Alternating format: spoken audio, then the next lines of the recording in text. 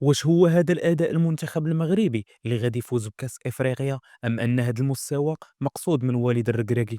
أول حاجة اللي خاص ضروري نهضروا عليها هو الافتتاح اللي عالمي بكل صراحة، كيعطي واحد الصورة على الثقافة المغربية اللي كان افتتاح تاريخي بكل ما تحمل الكلمة من معنى. نمشيو للمقابلة. أول اختبار للمنتخب المغربي حقق انتصار على جزر القمر 2-0 في كأس إفريقيا، ولكن المستوى اللي ظهر به خلى بزاف ديال التساؤلات عند الجماهير المغربية. الشوط الأول ضعيف، استحواذ سلبي غارق في اللعب الفردي بدون أي إبداع أو حلول هجومية.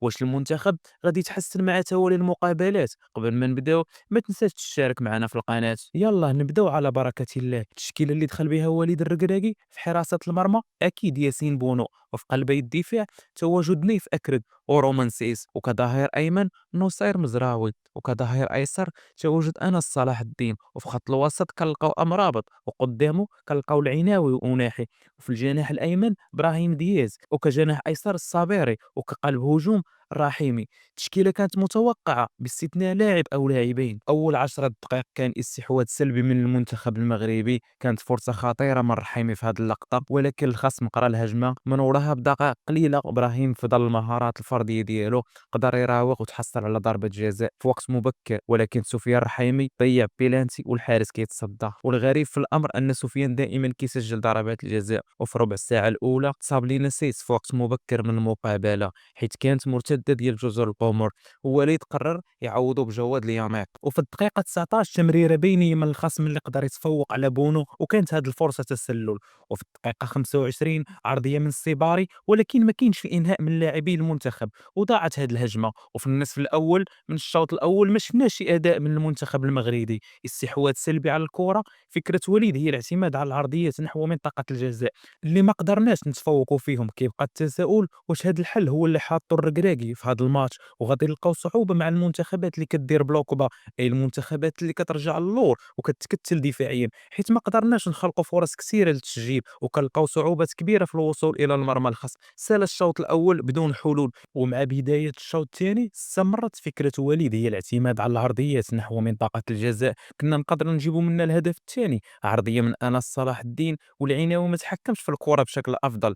المهم في الدقيقة 54 تمريرة طويلة من أمراوت مباشرة لعند المزراوي، كيسلم وكيهز عينه وكيمرر لدياز في الوقت الصحيح والمكان المناسب، وقدر يسجل الهدف الأول وتحصل على رجل المقابلة.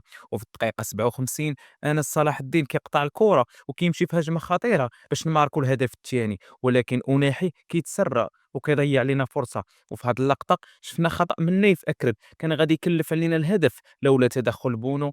وفي الدقيقة 63 شفنا تصديدة من نصير مزراوي والحارس كيتصدى وكترجع الكرة عند جواد اليامية وضيع هدف محقق. بعدها غادي نديروا أول التغييرات، الركراكي خرج أناحي والرحيمي ودخل أيوب الكعبي والزلزولي، ومن وراها تحول الصابيري كصانع ألعاب ورجع الزلزولي كجناح، ومن وراها تسديدة قوية من جزر القمر عن طريق اللاعب رقم 10 اللي مشات خارج المرمى. وفي الدقيقة 73 هدف عالمي من المنتخب المغربي اللي عطى تمريرة من أنس صلاح الدين لأيوب الكعبي اللي كيضرب مقصية بطريقة خاصة، هدف خرافي اللي معروف على الكعبي الضربات المقصية. وقبل ما يسالي الماتش وليد قرر يخرج كل من إبراهيم دياز والسيباري ودخل نصيري وبلال الخنوس. نصيري مع الدخول ديالو دار واحد التسديدة ولكن الحارس تصدى ليها. وفي هذه اللقطة انطلاقة من الزلزولي والكعبي ضيعها بغرابة، كان ممكن يستغل هذه الفرصة بطريقة أحسن. وصل الماتش بنتيجة 2-0. وفي الشوط الثاني شفنا منتخب آخر كيقوم باختراقات متكررة على الخصم وصحح الأخطاء اللي كانت في الشوط الأول، وكنتمناو نشوفوا مردود أحسن في المقابلات الأخرى، وإن شاء الله يتحسن المستوى ديال المنتخب المغربي. وما تنساش إلا وصلتي حتى لهنا